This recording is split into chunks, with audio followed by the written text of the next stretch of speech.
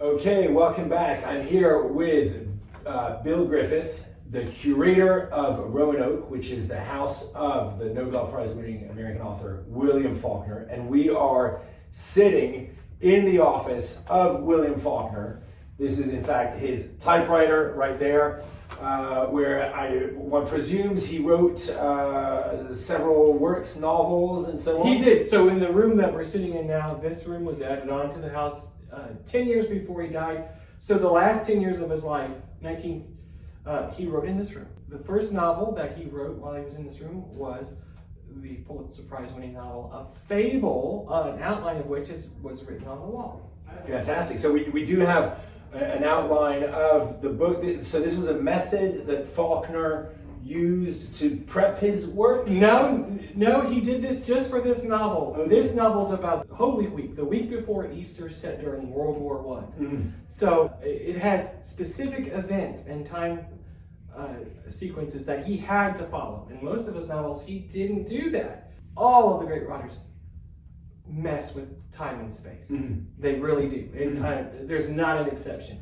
But in this novel, it was straightforward. He just took the story of Holy Week, and instead of a historical biblical time period, he put it into France, World War I France. Okay, because so what? And so he had to do the outline, and he taped the outline to the wall. He wrote it out and taped it there. And while he was writing, the typewriter and typewriter table set directly underneath the outline. And he was a rare novel that he wrote in the summertime, and this fan was blowing the outline off the wall. So he wrote it up there for permanence. And they're amazing. Because what the viewers can't see is this outline, the days of the week with a little plot set out. Yes, there. The events underneath it. Yes. You said that he didn't write in the summer. Was there? Did he have a certain seasonality? Usually from 1933 to 1948 in the summer. A lot of times in the summer and early fall, he worked in Hollywood as a screenwriter. Mm-hmm. That's right. Back then, during that time, Hollywood was still very dependent on good weather to make movies. Mm-hmm. Although there were big studios and they did a lot of movies in studios, they were still dependent on good weather. Mm-hmm. And so he mostly worked out there in the summer, in the early fall. But he also worked in Hollywood in the winter sometimes. And also in summer times, his hobbies and how he enjoyed life conflicted with his writing schedule, and he when he was writing came first. Mm-hmm. Nothing got in his way. Mm-hmm. And that was just how he got it done. Not to say that he didn't put his novels aside. He put one novel aside for 20 years before he's able to finish that. Well, there's a couple. One never got finished. One was called Elmer. Mm-hmm. But the Snow's trilogy, The Town and the Mansion, mm-hmm. those were put aside for many, many years. Mm-hmm. They came after A Fable, for example, and he started them way back in the late 30s, early 40s. Fantastic. So, long time. How do you think this house influenced Faulkner as a writer, but also as a human? How did it impact his life and his work? That is a great question, and I don't have a definitive answer, mm-hmm. 100% answer. I have a feeling, though, that William Faulkner, when he knew of this property that was here, when he grew up here as a child, mm-hmm. and it was the last property in town, and you can see this in his literature, with its original acreage. All 33 acres was still attached to the house and the outbuildings. Also, it was in the county. It wasn't yet annexed by the city. Mm-hmm. So you didn't have to pay city taxes. When he saw this property, he knew that he could walk to town, easy access to town and campus. It was in the county, so you didn't have to pay city taxes. And he could have animals. And that's another thing I noticed in kinship with a lot of other writers. Most writers enjoy routine and they enjoy a rural setting, mm-hmm. and not all of them, a lot of them. And they also enjoy managing animals. Mm-hmm. It just helps with the routine. And in his case, he could do all of that and still walk to town. Mm-hmm. And he just felt fortunate. Honestly, no one thought it was a good idea to buy this house. Mm-hmm. Why? You could have a modern house in town, mm-hmm. with plumbing and electricity and central heat, and you're gonna have to install all of that here. And the house was in terrible shape. It wasn't, mm-hmm. livable. and he didn't have the money for it, and they were asking $6,000, and the woodland was just considered trash. This is hard to believe, but this is before the National Park Service. This is before erosion control and land management practices. So woods were seen not to be enjoyed and recreated in, but to be conquered and put under cultivation. Amazing. Yeah. So, but Faulkner didn't think that way. He didn't think that, and really his attitudes and ideas about this property weren't realized until the 1970s, and people started to realize, wow, he preserved a little section of Oxford that you can't do. You can't get that back. This old growth forest, 29 acres of it, and an old antebellum home, and most of them are renovated to the point where you don't recognize them as antebellum homes any longer. So he really did, and that wasn't his intention, was to preserve this property. His intention was to live here, but it was a happy result from his living here. And I think the idea of living in an antebellum house also kind of set the tone for him to not give recognition and a nod to the past, but to change Southern literature by writing about the modern South. Yeah. It's interesting because there's a very nice balance in this house, the way you've maintained it, between the authenticity of it. It looks so genuine, and yet it's in very good shape. Yeah. So there's a very nice equilibrium there between past and present. Yes, that's exactly how he did it. So we try to follow his blueprint. We really do. One advantage we have over that he doesn't. We don't have animals anymore, so they take a toll on the house, and that is. But instead we have visitors, and visitors are a different type of animal. Different type of animal, and they do take a toll, but they don't come into the rooms and sit in the furniture, so we're able to. We have a little bit of an advantage over that he didn't have. Fantastic. Tell us about your involvement with the house and with the work of William Faulkner. I have been curator here at Roanoke since 1999, and the truth of the matter is I was hired for my museum and historic house expertise instead of my expertise on William Faulkner. Before that, the English department ran the house, and they just were the English department of University of Mississippi. Yeah, they just were trained in historic house management or museum management, and I think they oftentimes felt a little overwhelmed. And they gave up running the house, and it was my job on the search committee to find a new curator. And we did 2 complete searches. All our museum professionals would not take the job.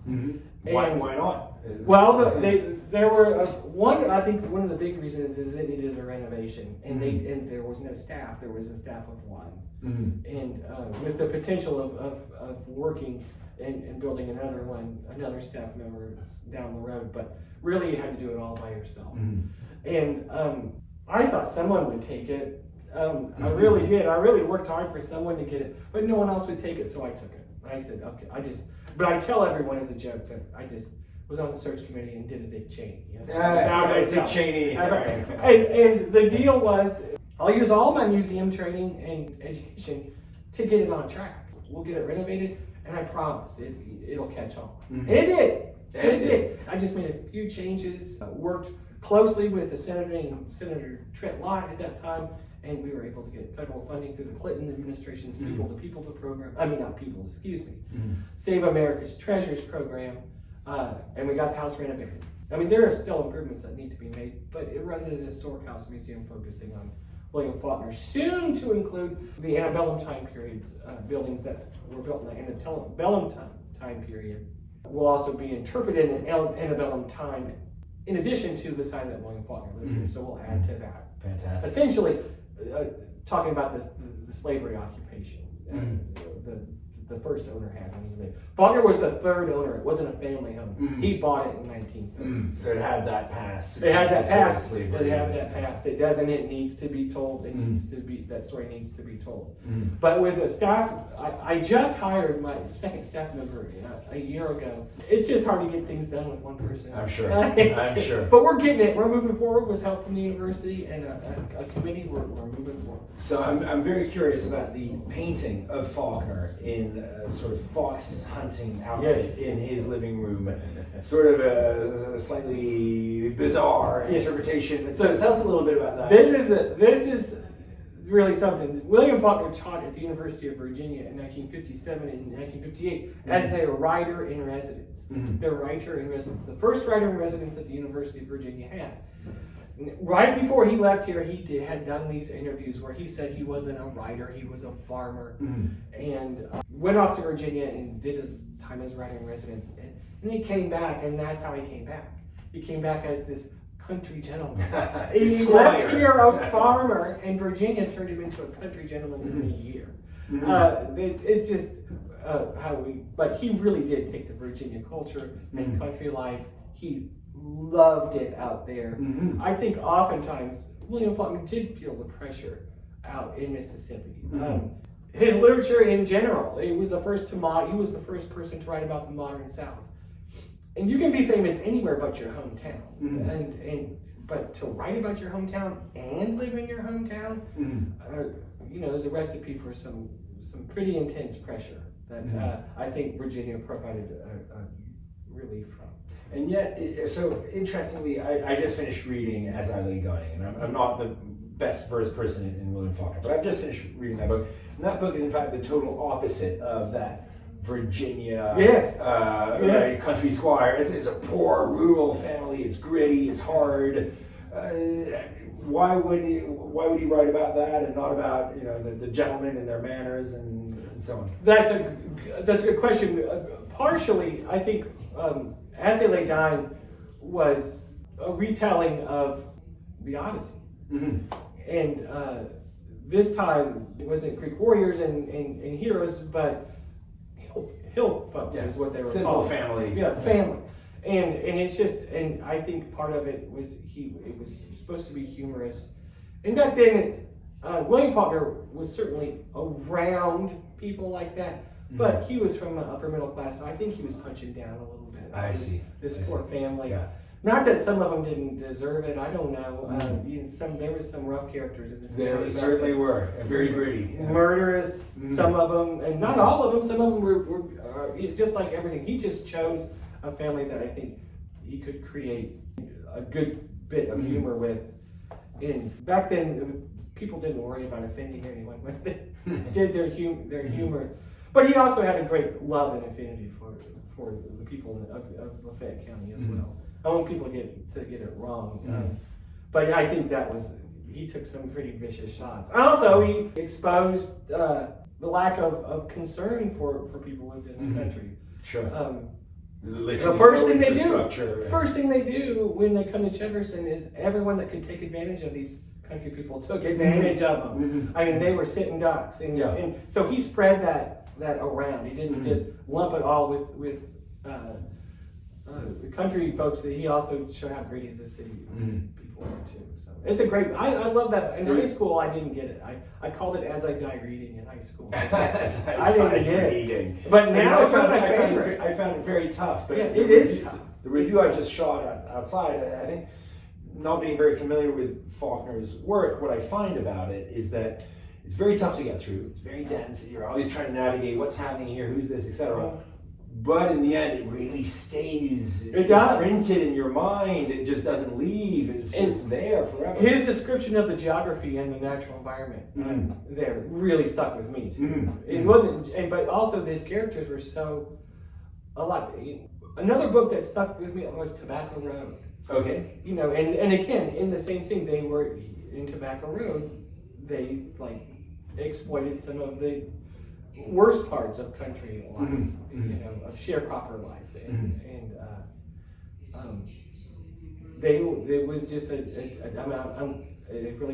really does stick with you. You're right. Amazing.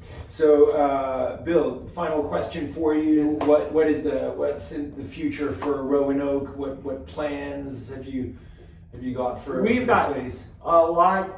a lot done and a lot to do. Right now, we're back open from the pandemic. It was a terrible time for everyone, but we're back open to our regular hours, and we'll continue our regular visiting hours here at Roanoke.